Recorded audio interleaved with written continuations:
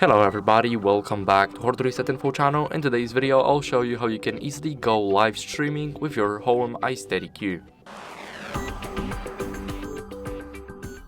So first, what you guys need to do is open the HoHem Joy app on your device.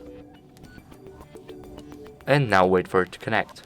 After connecting, you will see a Bluetooth icon right here. So now click it. And now here, right at the bottom, scroll to live.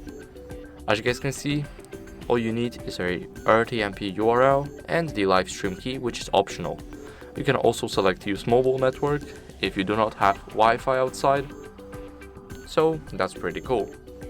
And that is it. Thank you guys for watching. Make sure to leave a like, subscribe, and see you next time. Bye.